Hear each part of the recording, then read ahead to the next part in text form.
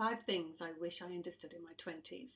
If I could go back and sit with my younger self, I wouldn't tell her how to avoid every mistake, because I know them experiences became my lessons, and them lessons became a part of my growth, and I'm very grateful for them. But there are a few things now I really wish I understood. Not because they would have given me a perfect life, but because they would have given me a stronger foundation. So, here are the 5 things I would have told my younger self. Number 1, learn what self-love really means. And I don't mean just love yourself.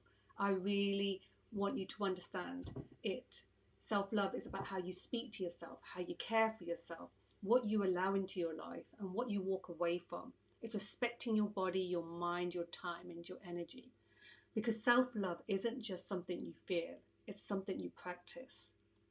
Number 2, learn to understand yourself. Learn about emotional intelligence. Understand your emotions, your triggers, your ego, your intuition, and start asking yourself questions. Why did that affect me so much? Why do I need this person's approval? Why am I afraid of disappointing people? Why do I keep repeating the same patterns? Because the better you understand yourself, the more consciously you can choose how you want to live. Number 3, question your conditioning. Understand manipulation and learn boundaries. Not everything you believe about yourself is actually yours.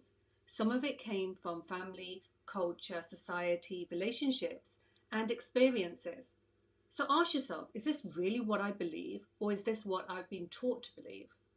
Learn about boundaries. Learn to recognize manipulation, big thing, and understand relationship patterns. Because when you constantly look outside of yourself for love, validation, or approval, you can sometimes accept things you shouldn't have accepted in the first place. Understand guilt, control, people-pleasing, and recognize when someone is making you feel guilty simply for having yourself a boundary. You can love someone and still say no to them. You can care about someone without abandoning yourself. Number 4, look after the whole of you. Your physical, your mental, your emotional, and spiritual well-being are all connected. Find movement you enjoy and make it a part of your life. I would definitely tell my younger self, start strength training earlier. Not just because of how it can make your body look, but because of how it can make you feel. Strong, capable, healthy. Learn about nutrition, sleep, recovery. Don't exercise because you hate your body and you want to change it. Take care of your body because you value it. Building habits now that your future self will benefit is really amazing. Number 5, learn about money. I wish I understood better and not have been afraid of it.